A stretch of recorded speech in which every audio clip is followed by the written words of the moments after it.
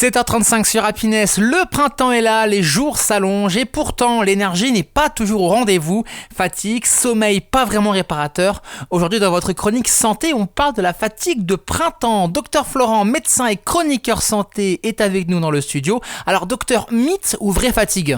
Dormir et se réveiller fatigué. Avoir envie de ralentir alors que tout redémarre autour de soi. Non, ce n'est pas un manque de motivation. La fatigue de printemps existe, elle est physiologique. Alors docteur, je pense que beaucoup de personnes se reconnaissent dans cette description. Que se passe-t-il exactement dans notre corps ? Docteur, je dors mais je suis fatiguée, je me sens au ralenti, sans énergie. Je me sens fatiguée toute la journée. Et cette sensation est très fréquente à cette période de l'année. On parle d'asthénie saisonnière.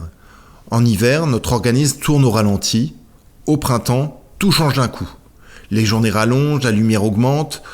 Notre horloge biologique se réajuste, les hormones du sommeil et de l'éveil, comme la mélatonine et la sérotonine, doivent retrouver un nouvel équilibre. Et pendant cette phase d'adaptation, le corps fatigue. Donc ce n'est pas une question de volonté ou de morale ?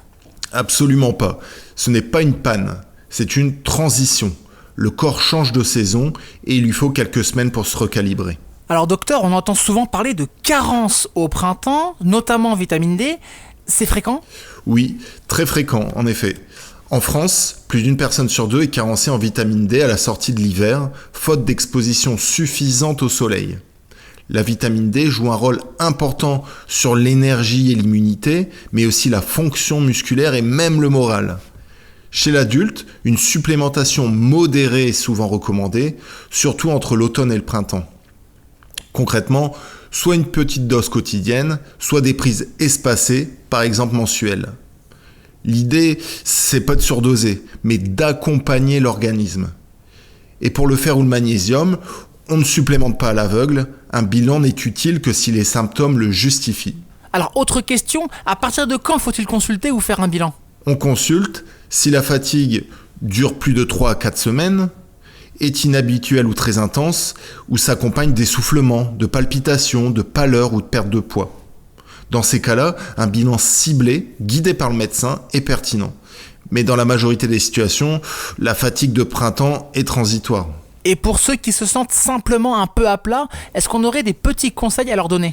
Des gestes très efficaces, respecter les horaires de sommeil réguliers, et pas de smartphone 2 heures avant le sommeil, s'exposer à la lumière naturelle chaque jour, reprendre une activité physique douce et manger équilibré, bien s'hydrater et accepter de lever un peu le pied. Parfois, le corps a juste besoin de temps pour changer de saison. Enfin docteur, est-ce que vous auriez un dernier mot à dire à nos auditeurs pour finir sur une note positive ? Oui, la fatigue de printemps n'est pas un problème à combattre, mais un signal à écouter. Dans quelques semaines, l'énergie revient souvent plus stable et plus durable. Fatigue de printemps, pas de fatalité, un temps d'adaptation et le retour progressif à l'énergie. Et n'oubliez pas, un coup de mou passager pour mieux redémarrer. Exactement, et puis sinon, en plus de ça, vous rajoutez le réveil Happiness en fond, et là, la fatigue, elle est plus là, ça c'est clair. Merci Docteur Florent pour tous ces bons conseils à retrouver sur le site et l'appli Happiness Radio et les plateformes de streaming. N'hésitez pas également à suivre Docteur Florent sur son compte Instagram et sur sa chaîne YouTube pour ne rien louper de toute l'actu santé et des précieux conseils que notre cher docteur nous donne. Rendez-vous très bientôt, Docteur Florent, pour de nouveaux conseils santé sur Happiness. À très bientôt, merci beaucoup. Et puis nous, les amis, dans 5 petites minutes, vos rendez-vous dans l'Oise, vos rendez-vous à Amiens, c'est dans votre agenda du réveil.